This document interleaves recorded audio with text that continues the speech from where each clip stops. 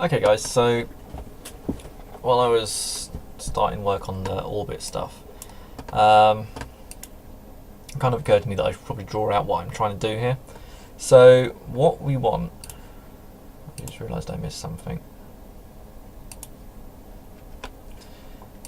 What we want is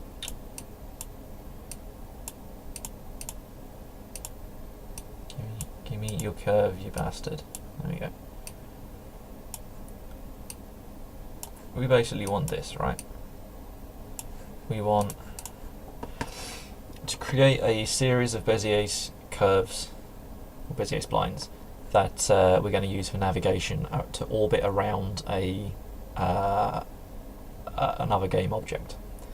So this is our spaceship, this is the thing that the navigator's attached to, this is our object. Let me just put that up to the top. And the black path is the orbit that we actually want to do, right? So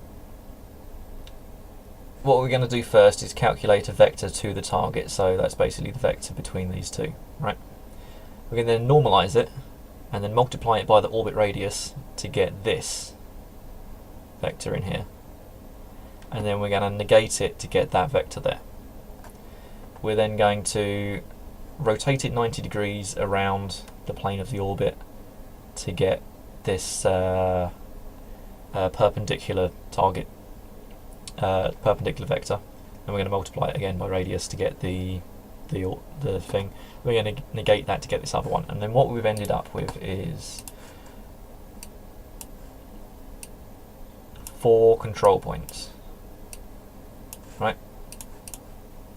So then if I do this as I just demonstrate this as a circle, right? And right now this is just going to be a circular orbit that we're drawing. Do that, stick stroke on, turn the fill off, there we go. So if I turn this object into a path, what we can actually see is this is what we want to generate. Oops. Right? We want Bezier curve segments with these control points, right? And we want to create these control points in such a way that we create a circle. So I'm not 100% sure what the best length for these are. We'll have to experiment with that, but basically we're going to get a circle out of this, and then the orbit, as the spaceship orbits around, it will just keep executing these same 4 splines, one after the other. Okay, so the other thing that I'll probably add in, which is not particularly easy to draw on this, is the inclination of the orbit. So if you set the inclination to a high inclination orbit, it will kind of lift itself up and go up and down and under. So I'll add that, and it will probably be easier to demonstrate that by just showing you it working rather than trying to draw it. But this is basically what I want to create, so I'm going to stick this on the other screen and then I'm going to go and carry on with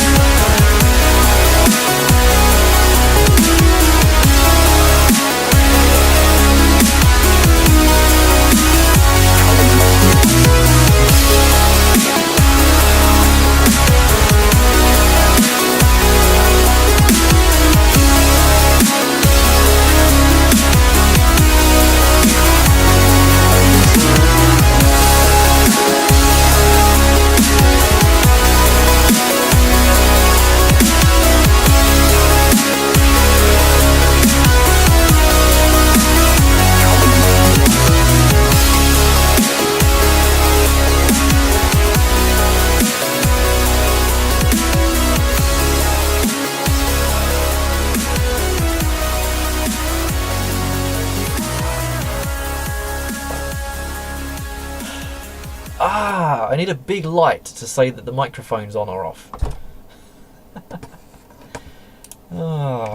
Okay. So I got this working. If I stop it and start it again, we can have a look at this. So as you can see, it starts at its start point, it moves to a place tangential to the orbit, and then starts the orbit. One thing you'll notice is, if I do this, the speed is variable. That's because it's just moving a percentage of the distance per frame and not doing any sort of velocity calculation. So it's not constant velocity because it's not a constant frame rate. The other thing you'll notice is that these ones around here aren't disappearing, whereas the first one did. That's an extension that I've added to Bezier Spline. I've created a class that extends Bezier Spline called Nav Path, and at the moment all that does is provides an is-looping boolean. So if we go here, we've now got Nav Path, which extends Bezier curve, and is-loop is defaulted to false. So in the execution, I've changed that to now, if it is a loop, it will remove it from the front of the queue and add it back to the back of the queue. And if it's not a looping one, it just removes it to the queue and doesn't add it. So that's how we're getting this this constant looping behavior as it spins around its position. So that's that. So then we've got this switch state orbit. So this is called once when it changes to orbit mode or orbit state, and it takes in a target, a range from the target, and an inclination. The inclination of the orbit is currently not used. I'll probably do that. In fact, I could do that quickly, but I'll leave it. So what we're doing is we're getting a vector from a vector to the target. We're then getting two vectors called vector towards, which is facing towards us and it's normalized by and multiplied by range, and vector perpendicular, which is that rotated minus 90 degrees. So what that gets us is basically our 4 points centered on the it gets us these 4 points centered around the target. So then what I'm doing is I'm creating the various nav paths that we need to make this. This took me a while, as you saw in this in the fast forward. This took me a long time to get my head around, and what I've got is this diagram, which is probably easier to explain than the code. So basically, there's the nav paths A, B, C, D, and E. B, C, D, and E are looping. Nav path A starts at the current position of the rocket, and it ends at vector perpendicular plus.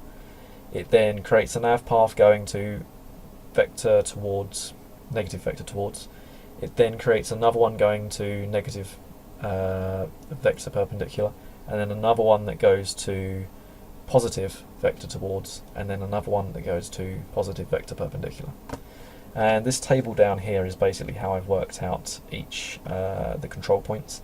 So you can see, like, for example, B here starts at plus vector perpendicular, ends at negative vector towards, and its control points are negative vector towards and negative vector positive vector perpendicular.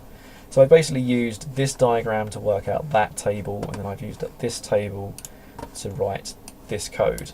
And what I don't want to go through this line by line because I'll just be talking crap for half an hour. So the main thing to notice here is that when it's creating the control points, it's using the no, this is that one's a bad example. When it's creating the control points for the circular orbit, it's taking the vector towards as the direction, and it's multiplying it by 0.5, and that gets the circular orbit. So you can see that the control points are half the distance across, and that gets us a nice circular orbit. I guessed that was the case from looking at the paths in Inkscape, and it is. So that actually, to draw a circle, the control points need to be half the distance away, and they need to be tangential to the edge of the circle. So yeah, and then that's it basically. So one thing I need to add to this is at the moment, if the object moves, let me do that, cube 1, if cube 1 moves like that, the orbit doesn't move to follow it. So what I need to do is update things to recalculate the orbit if the object moves. I'm not sure the best way of doing that.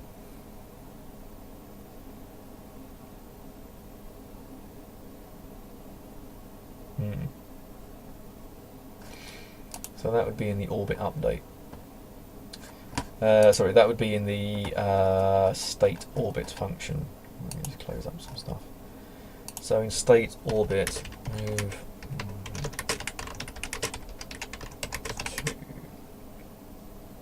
excuse me. Move orbit control points to target. Okay, so that will allow us to orbit around a target that's moving. The other thing I want to do is do the inclination, and I think that that's basically just going to be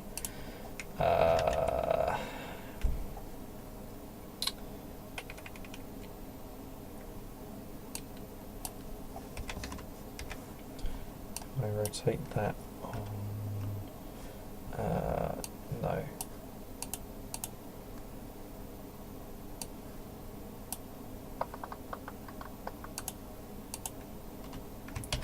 This isn't going to do what I want it to do, but say if I put this in as 45, right? That gives me an error. Why? Oh, duh. So let me quickly try this.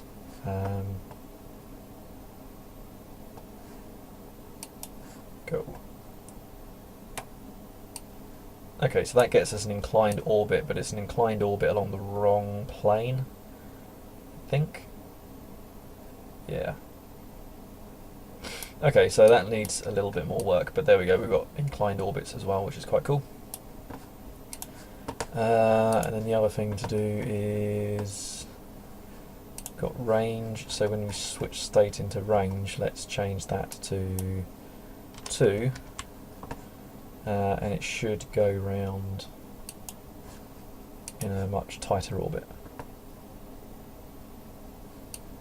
Sweet. Okay, so a few little tweaks to do there. I'll do those offline, but yeah, I'm very happy with that. That's good. So brilliant. Okay, great. So thanks for watching. This is the navigation orbit mode video. It's probably been quite a long one. I spent quite a lot of time in fast forward mucking around. I'm going to have to try and find a longer bit of music to put in the background for that. But brilliant, thanks for watching. If you've got any comments, got any questions or comments, stick them in the comments or stick them on the Facebook group. And thanks very much for watching, and I'll see you in the next video. Oh, and the next video is... do I want to do follow mode, which is easy, or do I want to do docking, which is cool? It's going to be follow mode or docking, I'm not sure. Anyway, I'll see you when I see you. Brilliant. Bye, guys.